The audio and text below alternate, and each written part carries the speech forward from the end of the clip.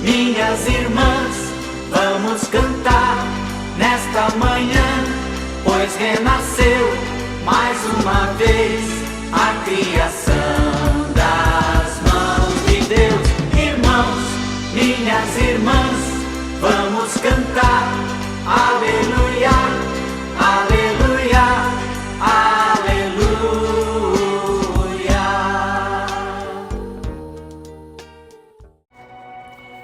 Louvado seja o nosso Senhor Jesus Cristo, para sempre seja louvado.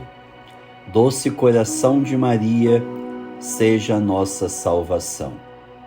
Bom dia, queridos irmãos e irmãs. Hoje, 1º de setembro, domingo, da 22ª semana do Tempo Comum. Somos convidados a estar junto de nosso Deus Todo-Poderoso. A Ele toda honra, toda glória e toda a nossa adoração. Convido a todos os irmãos nesta manhã de se revestirem do poder do alto, rezando juntos. Pelo sinal da Santa Cruz, livrai-nos Deus nosso Senhor dos nossos inimigos. Em nome do Pai, do Filho e do Espírito Santo. Amém.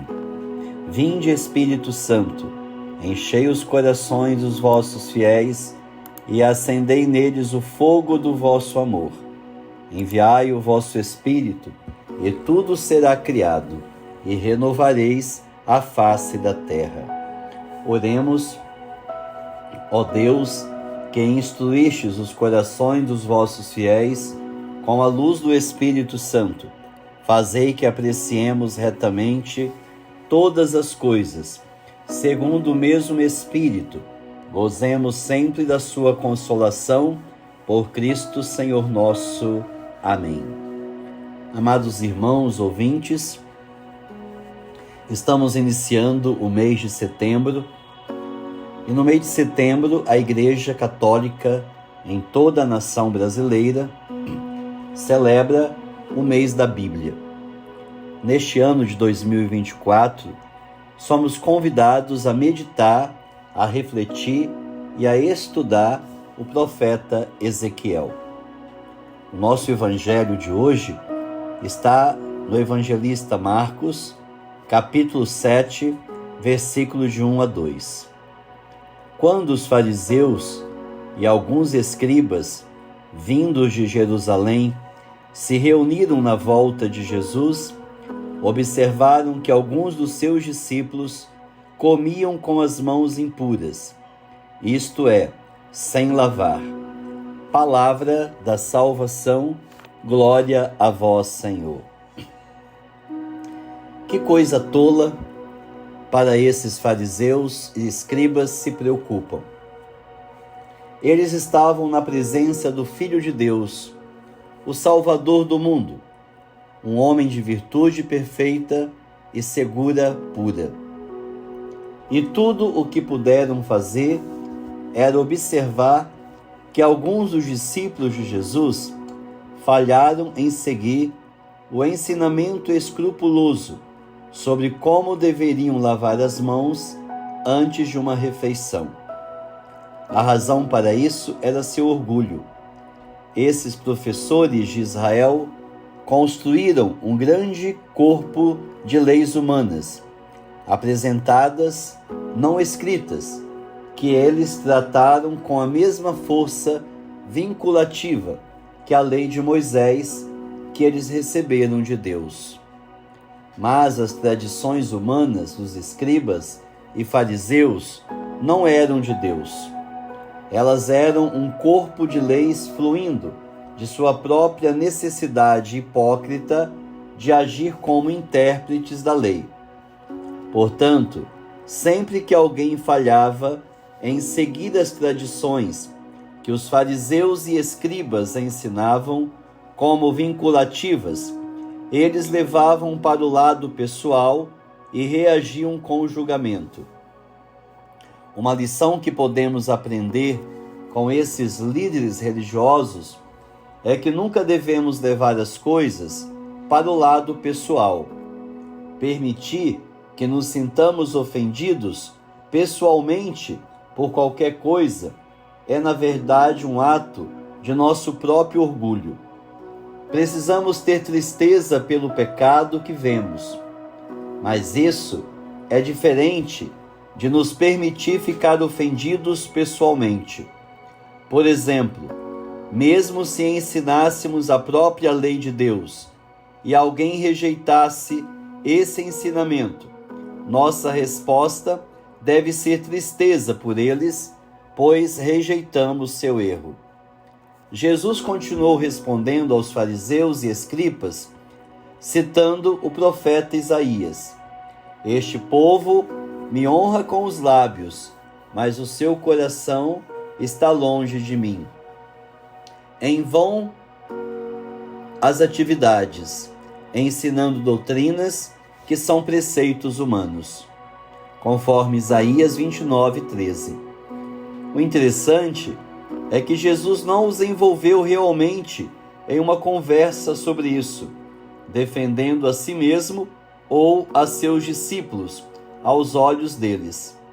Em vez disso, ele repreendeu os fariseus e escribas de uma forma geral para rejeitar suas críticas como falsas, e então se tirou delas e se apossou às multidões. Todos nós experimentaremos reportagens justas às vezes. Se estivermos errados, então devemos receber as declarações de como se fosse de Deus e nos arrepender.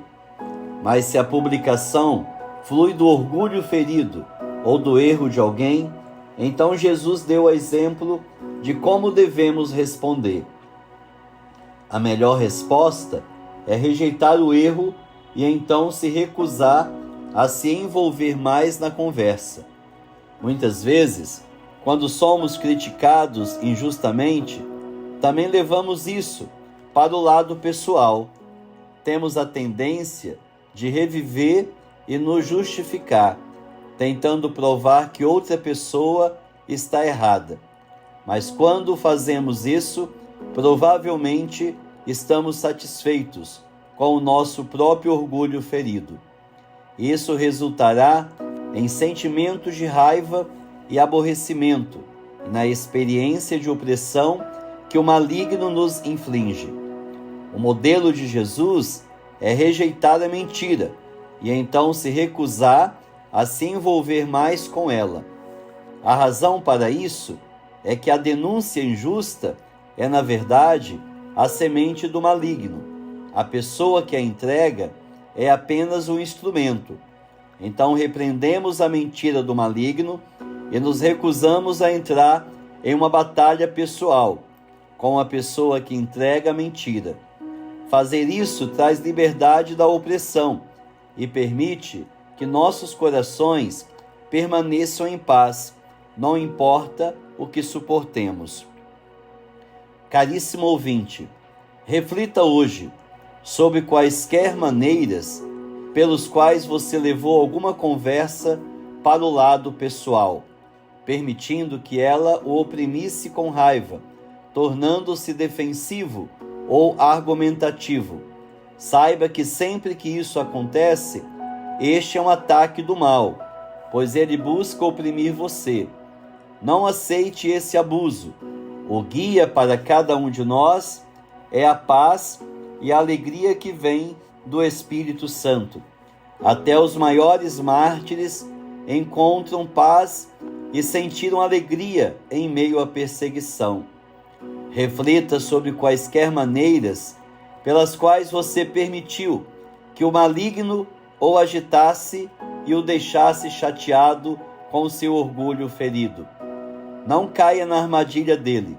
Garanta-se a verdade e permaneça em paz. E essa será toda a defesa que você precisa fazer. Meu Senhor perseguido, você suportou muitas críticas na vida, mas nunca permitiu que elas roubassem sua paz. Você parecia perfeitamente forte, rejeitando as mentiras e se afastando delas. Por favor, dê-me a graça de que preciso para sempre me afastar das mentiras do maligno e ouvir apenas sua voz clara e gentil. Jesus, eu confio em vós. No segundo dia da novena da Natividade de Nossa Senhora, hoje nós vamos rezar pela cura e libertação das enfermidades e problemas físicos. Senhor Jesus, vós que compadecestes de inúmeros doentes na Bíblia, recorremos a vós necessitados de auxílio. É a própria Mãe das Dores, com seus pés de autoridade, que nos apresenta a Ti. Que não sejamos esquecidos, não olheis por misericórdia o nosso pecado, mas olhai as dores e enfermidades físicas, sejam elas minhas ou de meus familiares. Conceda-nos por misericórdia a saúde do corpo, livrai-nos de todas as dores, porque pela chaga de Jesus nós já fomos sarados. Renuncio e peço agora a cura e a libertação neste dia da novena, pelos pés da Imaculada, que saia da minha vida e da minha casa todas as doenças espirituais, oriundas de contaminação, através de contatos, comidas e bebidas destinadas a me machucarem, pela má intenção de alguém ou armadilha demoníaca.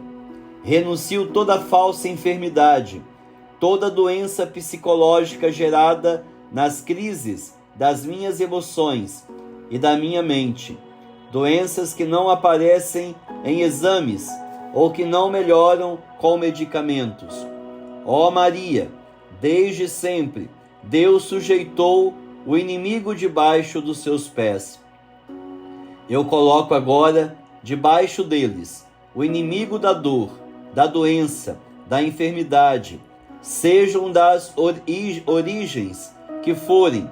Peço pela cura e libertação das doenças hereditárias, aquelas doenças que outras pessoas da minha família também possuam ou possuirão. Peço pelos meus parentes e amigos que sofrem descaso e doenças ocasionadas pela angústia e solidão, sem apoio ou ajuda, onde mais vezes se martirizam pela falta de paciência consigo mesmos. Que todos possam ser lavados e purificados no sangue de vosso Filho precioso.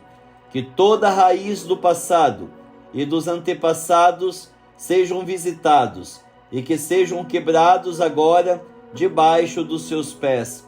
Toda aliança e pacto feitos com o maligno. Pedimos neste dia da novena que recebamos consolo durante os dias de dor e sofrimento, que eles sirvam para nos unir ao seu Filho no Calvário. Amém. E que pela poderosa intercessão da Virgem Maria, Mãe do Perpétuo Socorro, desça sobre vós a bênção de Deus Todo-Poderoso, Pai, Filho e Espírito Santo. Amém.